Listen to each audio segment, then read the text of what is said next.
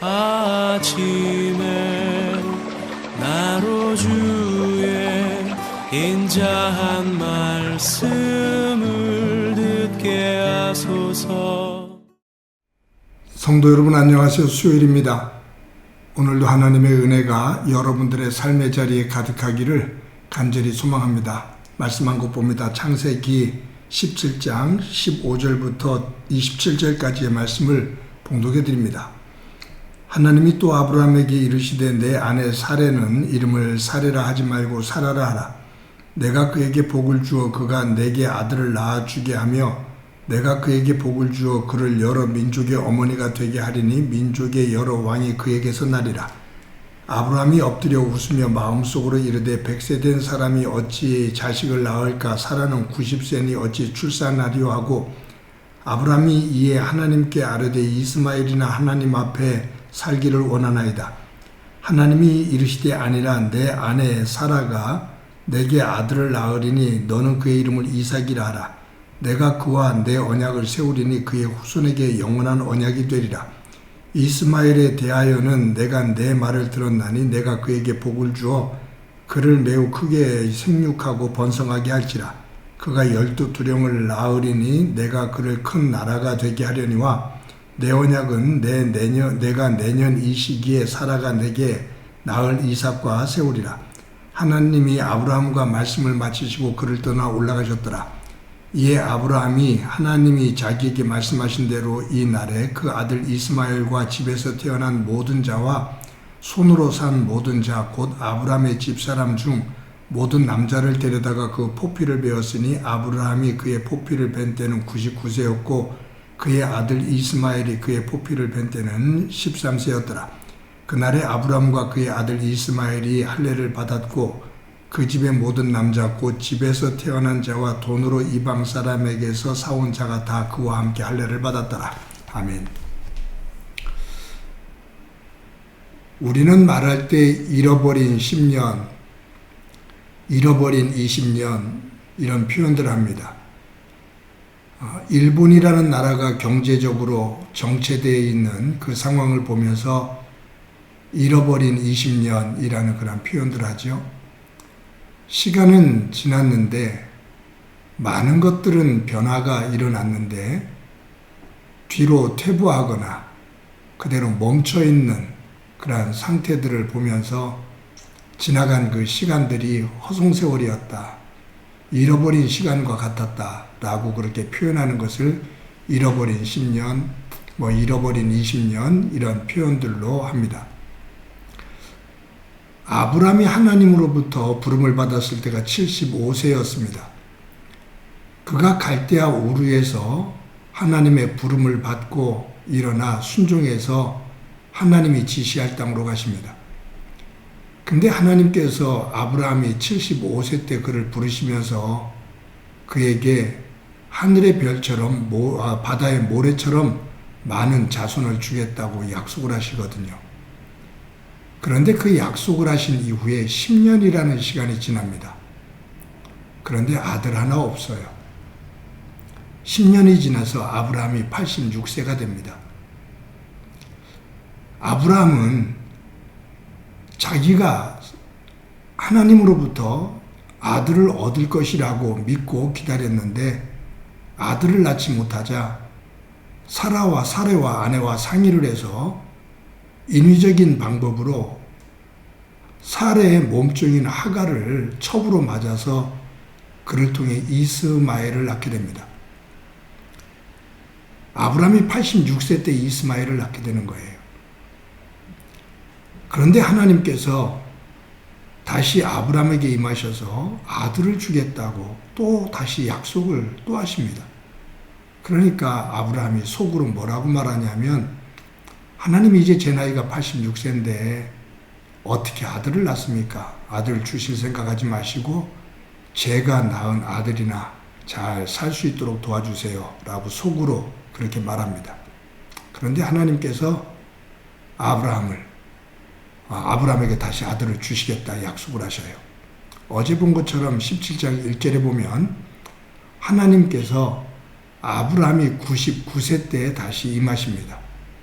그러니까 이스마엘을 낳고 13년이라는 시간이 지난 거예요. 그런데도 아들을 낳지를 못해요.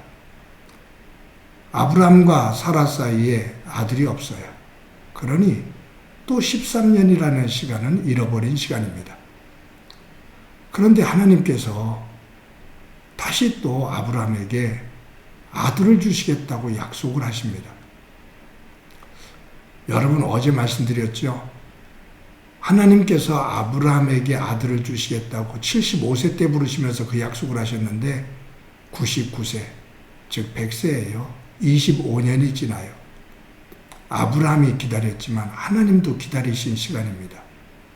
하나님은 어느 시간 왜 기다리셨을까? 아브라함이 자기의 가능성, 자기가 아들을 낳을 수 있다라는 자신의 가능성을 완전히 내려놓을 때까지 하나님 기다리는 겁니다. 나는 불가능합니다. 이제는 전혀 불가능합니다. 자신을 완전히 내려놓을 때 전능하신 엘샤다이 하나님께서 개입하셔서 아들을 낳게 합니다. 이것은 아브라함이 이삭을 낳은 이후에 하나님의 전적인 은혜다라는 것을 고백하기 위한 거지요. 그 고백이 있을 수 있도록 하나님께서 그 순간을 기다리시는 겁니다. 그런데 여기서 아브라함에게서 갖게 되는 하나의 믿음의 그 순수성을 보게 돼요. 75세 때 부름을 받아서 99세까지 그 약속을 12장에서도 13장에서도 15장에서도 17장에서도 하나님께서 계속 약속을 하셨는데 그 약속이 25년 동안 이루어지지 않거든요. 근데 아브라함도 이제는 포기를 했어요. 그런데 하나님께서 다시 또 그 말씀을 또 하시면서 약속하십니다. 그런데 아브라함이 스스로 자신의 생각을 가지고 포기를 했다가도 하나님께서 다시 또 말씀하시니 아브라함은 다시 또 그 말씀을 그대로 믿습니다. 그 말씀을 믿고 하나님의 명령에 따라 자신과 이스마엘 그리고 자기 집에 있는 모든 남자들에게 할례를 베풉니다. 하나님께서 할례를 베풀라고 명하시니 할례를 다 베풉니다. 그런 모습에서 보면 이 아브라함의 믿음은 영악한 믿음이 아니에요. 계산이 굉장히 빠른 영악한 믿음이 아니에요. 단순하고 어찌 보면 굉장히 순수한 믿음입니다. 어리석어 보이는 믿음입니다. 25년 동안 기다렸는데 아들이 없어요. 자기 스스로도 이제는 안 된다고 생각을 해요. 그런데 하나님께서 또 약속을 하시니 다시 그 약속을, 그 말씀을 그대로 믿고 하나님께서 명하신 대로 할례를 베풉니다. 아마 하나님께서 많은 사람들 가운데 아브라함을 선택하신 이유가 바로 이런 순수한 믿음 때문이 아닌가 생각해 봅니다. 여러분 어떨 때는 저와 여러분들은 영악한 믿음을 가지고 있을 때가 있습니다. 우리는 머리가 굉장히 지혜롭다고 빠르게 돌아간다고 그런 판단을 가지고 되는 것과 안 되는 것, 해야 될 것과 하지 말아야 될 것, 그 순간을 나 중심으로, 이익을 중심으로, 편한 것을 중심으로 쉽게 결정할 때가 많아요. 그러면서 우리는 참 지혜롭다고 생각할 때가 있습니다. 우리의 지혜로움이 하나님께서 보실 때는 가장 어리석은 것이 될 수가 있습니다. 내가 힘이 있다고 생각했던 그 힘이 하나님께서는 가장 약하게 보실 때가 있습니다. 오늘 이 아브라함이 보여주는 순수한 믿음, 영악한 믿음이 아닌 순수한 믿음, 이 믿음을 저와 여러분이 닮아갈 수 있는 한날이 되어지기를 소망합니다. 하나님께서 그렇게 말씀하시니 내가 또 따릅니다. 이 믿음을 가지고 우리에게 약속하신 그 복의 자리에 설 수 있기를 간절히 소망합니다. 한번 기도합니다. 하나님 감사합니다. 오늘도 귀한 날 주신 것 감사합니다. 영악한 믿음이 아니라 아브라함처럼 순수하고 단순한 그 믿음이 돼요. 하나님께서 말씀하시니 그 말씀에 순종해 다시 그 순종의 길을 걷는 아브라함과 같은 믿음의 사람이 되어 하나님께서 예배해 두신 복의 자리에 설 수 있도록 은총 베풀어 주옵소서. 함께해 주시리라 믿고 예수님의 이름으로 기도드립니다. 아멘.